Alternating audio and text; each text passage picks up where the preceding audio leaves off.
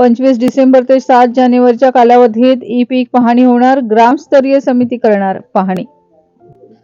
रत्नागिरी जिल्ह्यात झालेल्या अतिवृष्टी, नैसर्गिक आपत्तीमुळे तसंच काही तांत्रिक अडचणीमुळे खरीप हंगाम 2025च्या ई पीक पाहणी नोंदणीपासून वंचित राहिलेल्या शेतकऱ्यांना आता ऑफलाईन पाहणी करून नोंद घेतली जाणार आहे।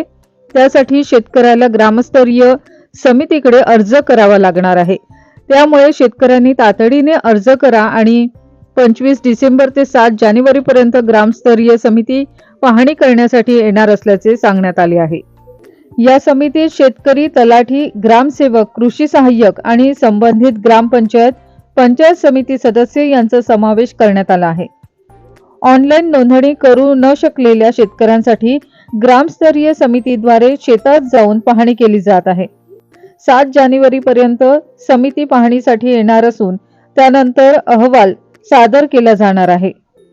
ऑफलाईन ई पाहणी करण्यासाठी शेतकऱ्यांना आपल्या गावातील तलाठी कार्यालयात किंवा संबंधित कृषी सहाय्यकांशी संपर्क साधावा लागेल। तलाठी किंवा कृषी सहाय्यक शेतकऱ्यांकडून आवश्यक माहिती घेऊन ती नोंदवतील। यामध्ये पिकाचे नाव, लागवडीची तारीख, क्षेत्रफळ, पिकाचा प्रकार यासाठी अचूक माहिती देणे आवश्यक आहे। पीक नोंदणीमुळे शेतकऱ्यांना सरकारी योजनांचा लाभ मिळतो। पीक विमा आणि नुकसान भरपाईसाठी मदत होते। तसंच सरकारला कृषी धोरणे राबवण्यासाठी आणि पीक उत्पादनावर लक्ष ठेवण्यासाठी अचूक माहितीही मिळते, ज्यामुळे शेतकऱ्यांचे सक्षमीकरण होते आणि पारदर्शकता येते।